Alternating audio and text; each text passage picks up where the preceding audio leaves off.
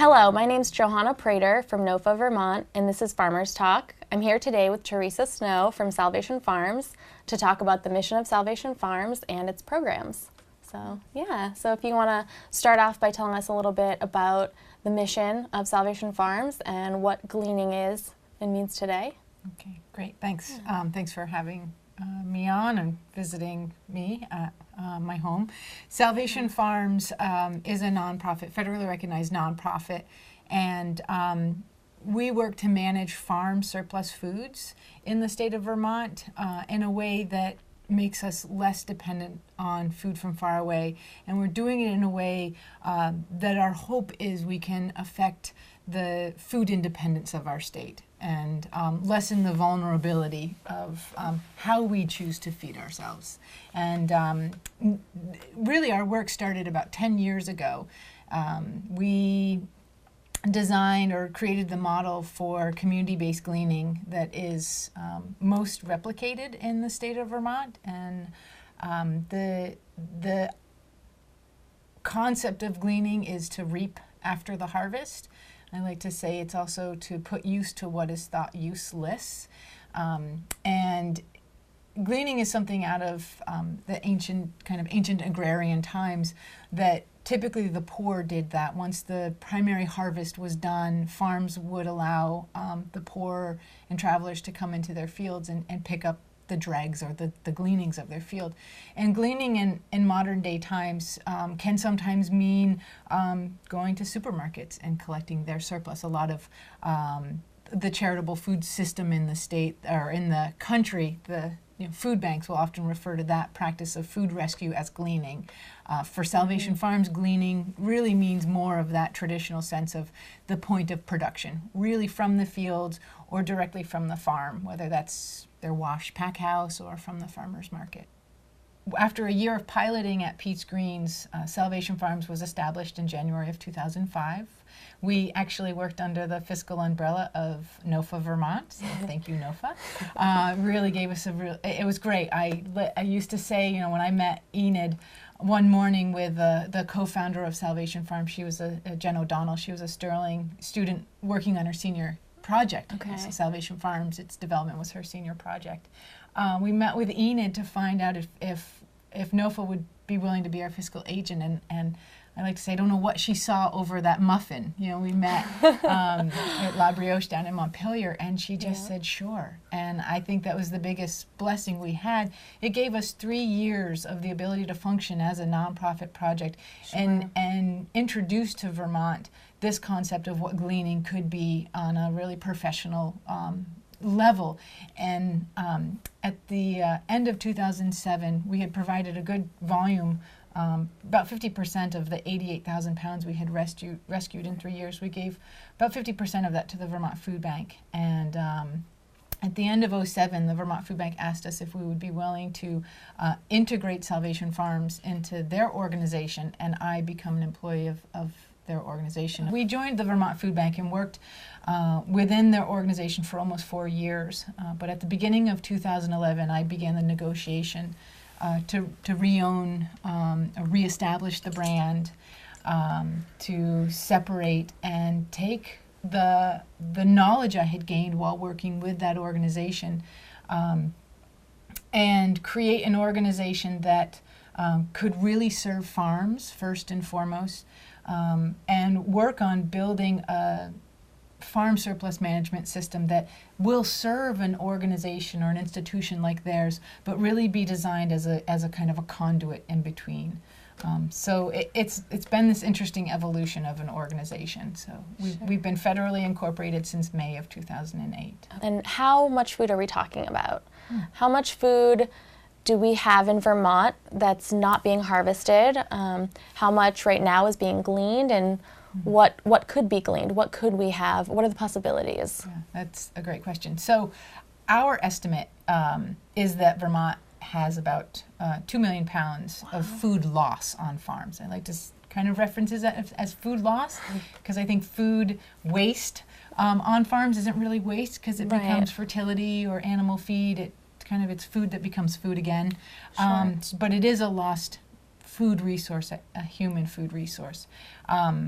So about 2 million pounds is our estimate. Wow. And we're capturing, again, another one of our estimates through knowing what the activities of the gleaning initiatives are around the state. We're capturing maybe about 12% of what is available, 12 to 15%. So anywhere from a quarter to a half million we're kind of capturing at most. And some of that food, because we're still relatively inefficient in the state in managing surplus, is lost before it's even made available, or can be made available. Okay. One of our hopes is through our programs is that we'll be able to track more accurately what's being captured, therefore have a more reflective number of what the surplus is. Okay.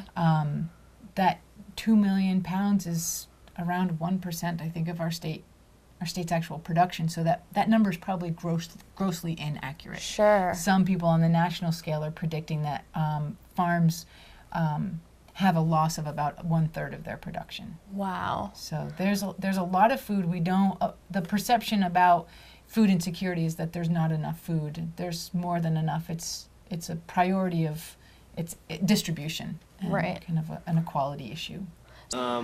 While gleaning programs have really picked up in the past 10 years, I guess, I think mostly from Theresa's start, there's still a lot of food that's not being used. I mean, we have, at this farm alone, we still have tons and tons of things every year that don't get properly distributed. So, and we're one of many farms in the state in the same boat. So along those lines, I know a lot of people ask this question, why would a farm have excess produce? Why would they have crops that they don't harvest? Yeah. And what relationship does Salvation Farms have with all the other farms in Vermont? Well, a farm always wants to serve its market. So in order to serve that market, you want to make sure you produce enough. So there's often an overproduction. Right. And there is often an overproduction to ensure a certain quality level. That's not always why there's surplus. Surplus isn't because it's just an overabundance. It could be the production of the crop itself. Beans and greens, whether it's a loose leaf green or whether it's a large bunching green, whether it is head lettuce. Those are often things that are planted and picked successionally, and there's times when you move out of those successions and into another, which means that you have a lot of either food or fertility still sitting right there. You have your successions of food and you get done with a row, and it may still be wonderful food, but you have to move on time-wise. And for that food to get utilized and to go to people that need it, feels good. We're in the business of growing good food for people, and so by no means do we want that excess to go unutilized. Okay. Often surplus is created through quality demands. If things aren't the right size for food manufacturing, and processing, whether they happen to have, like potatoes, if they have a hollow heart, they could be the wrong size, they could have some imperfection, they could have blemishes. So all of those things, and anything that obviously affects the keeping quality of the product, is why there may be surplus. Okay. As well. And so will the farms contact you when they're ready for gleaning, or how does that work? Our model is a bit more proactive than that. Okay. We advocate systems that are, again, very professional in their design and that they are a service to farms. We want to be seen by the farmer's eyes as a resource to them and an asset to them. So we, I say that loosely, so Salvation Farms often says we when we speak about Vermont and Vermont systems, or we through our partners through the Vermont Gleaning Collective. So we want to see the organizations approach farmers and say, this is the way that we would like to serve your farm, and how can we accommodate your your production, your harvest, all of your market schedules, so that we complement and we easily fit into. So it could be knowing that a farm does a couple farmers markets and they're going to have leftover food, and they also had a CSA distribution, and so showing up at their farm on a Monday morning when the leftovers are in the cooler and they have a place where they put them for you, and you go there and you box them up and take them away, is a system that serves the farmer and doesn't take more of their time and really complements their existing systems. Or coming to the farm potentially the same day or right before, right after they do a harvest for market, because then they can easily point to what they're moving out of, what they have just left out of, what they don't need. So really working on, you're an extension of their crew, and you're just a new piece of their production and operational systems. Certainly. So it's a mutually beneficial relationship for both parties. Okay. Yeah, we have also some organizations that are trying to figure out how to go even beyond the, well, what can we get from your fields? What can we also offer you? So can we help pull the black plastic after we clear this bed of whatever it is? Oh, you only harvest summer squash for your Saturday market. You pick that on Fridays. Can we come in on Monday and do a maintenance pick and clean everything off so that it maintains the productivity of your plants? So there's how do we make this mutually beneficial? So that's some great information for any farms who don't currently participate with Salvation Farms, that it might be, you might be able to help them in some ways. When you grow vegetables, the actual growing of the crop is less than half of the total cost of getting it to the end eater. So to have Salvation Farms be able to step in along the way there and say, hey, we'll take it dirty, we'll take it not sorted, we'll actually come to the field and get some of it. Any of those things really take the burden off the farm and help the farm to keep their costs down. We've talked a lot that Salvation Farms is working around managing farm surplus, and the first line of defense is going to be our gleaners, on the ground, boots in the field, capturing the food. If we actually start capturing the amount of food that is available in this state, we need to think of our other mechanisms for managing that. And so our answer to that opportunity is the Vermont Commodity Program. And the Vermont Commodity Program, we are in development. We are looking at light processing. Okay.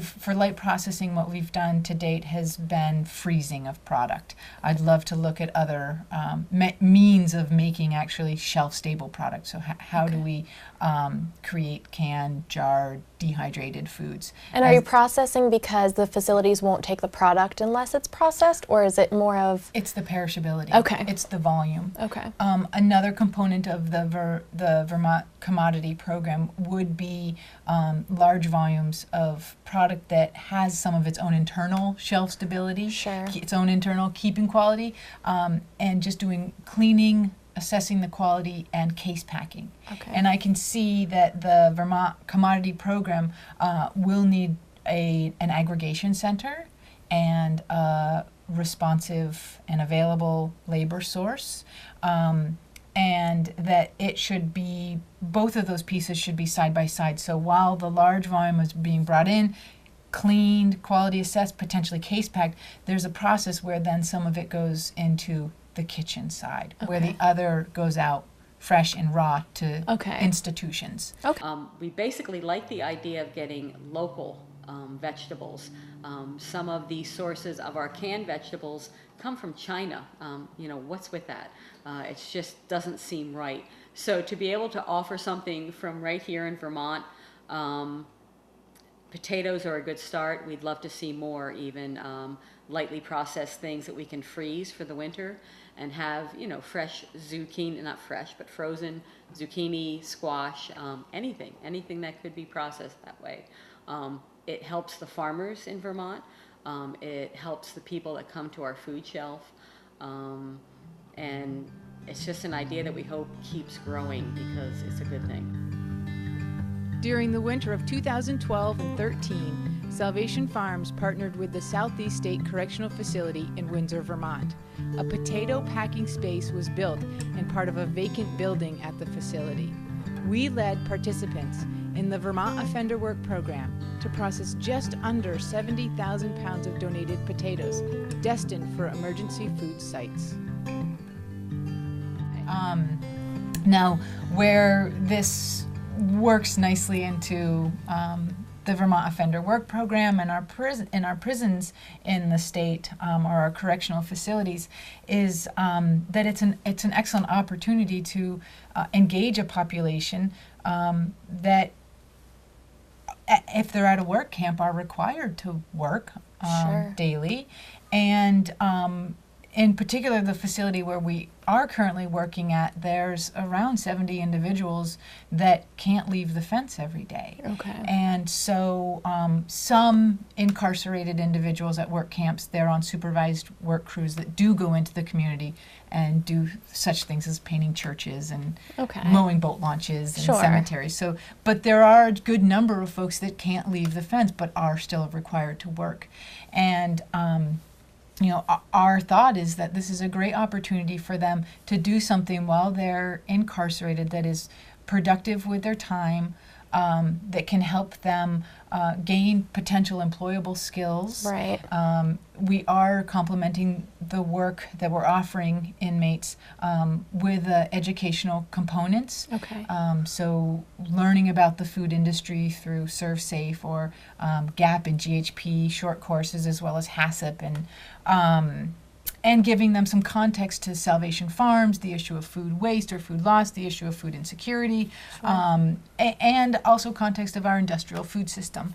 So, but I think that the work itself really offers these individuals a way to, while they're incarcerated, feel like they are actually doing something that is affecting, that isn't insular, that is affecting the communities, Right. some in which they may have caused harm, Mm-hmm. but it really helps them to have a link to the outside, which I think can really affect their psyche and help them even for reentry. Absolutely. Here at Southeast State, it's part of the facility mission to have all of our population working every day. I have found working in corrections that offenders oftentimes are really looking for a way to give back, but inside a correctional facility, those opportunities are very limited. And they have really embraced this project, and that this is opening a whole new door, really, in terms of vocational opportunity for these guys. So it sounds like they're going to be making a connection of giving back to the community and gaining transferable skills for the future. And it also benefits Salvation Farms so that produce is getting distributed. So it sounds like an equally beneficial situation. Absolutely. Our mission, and it's kind of heady, I guess, or technical, or jargony, I guess that's the best term, is to build increased resilience in Vermont's food system through agricultural surplus management. And by working with a population that may not have thought there was potential work in the food and farm sector, and building a potential skilled workforce, that builds resilience in our food Right. system. So I think we're looking really dynamically at how we want to create our programs to have really systematic and social change. Okay, so we talked a little bit about distributing the produce to hospitals, schools, correction facilities. And I'm wondering what that would look like as far as the farms who could have possibly sold that produce to these places. Would it become competition, or? We have referenced gleaning as being the gateway carrot, and that if we can provide a low-cost or cost-free introduction to locally produced, seasonally acclimated, maybe it's a lightly processed, we are allowing institutions and individuals to explore this product and become familiar with it in a relatively risk-free way. And I have no doubt that that creates it creates a situation where then that institution or that individual is going to be more likely to then make the investment because they have this experience and they were given that opportunity to have that experiential Absolutely. Once it becomes more comfortable, it'll be the norm for them. So. Right. And it won't be such a threat to spend dollars Absolutely. on those things. So yeah, I think it really has potential. And a lot of this institutional buying is so much in infancy, and so much of it is getting the institutions used to the food, and then over time, once they get used to it and they want it more, then we can start actually thinking about actually growing it for them and getting paid some for it. So any way that any organization helps us to introduce it to them and help them get used to it is a step closer to what we all really want in the end, which is a fair agreement between a buyer and a seller where both parties can make out okay, and we can actually be growing food specifically for these institutions. Because let's face it, gleaning's only a piece of the package. Another thing I've thought about when looking at the competition for farmers is even if we ate everything that we produce in the state of Vermont, we would only meet 19% of our actual food needs. Okay. So by taking this small 1% of surplus and putting it into these outlets, I don't think there should be any threat. Right. We want to design this in a way that allows increased consumption of local foods in the state of Vermont, reduces these institutions' dependence on sourcing cheap food from out of state, USDA commodity foods. I mean, it makes economic and environmental sense and social sense to be doing this, and we certainly want to safeguard against replacing potential farm markets. Sure. We're 100% behind the farmer. You know, even though a farm like us, we're not necessarily, making any money off this food that's leaving here, still in our formula of production, we're making something else besides money off it. Okay, so from here, what do you need to make this happen? What are you looking at for the future, for the needs of the warehouse? Well, all nonprofits need funding, as do we.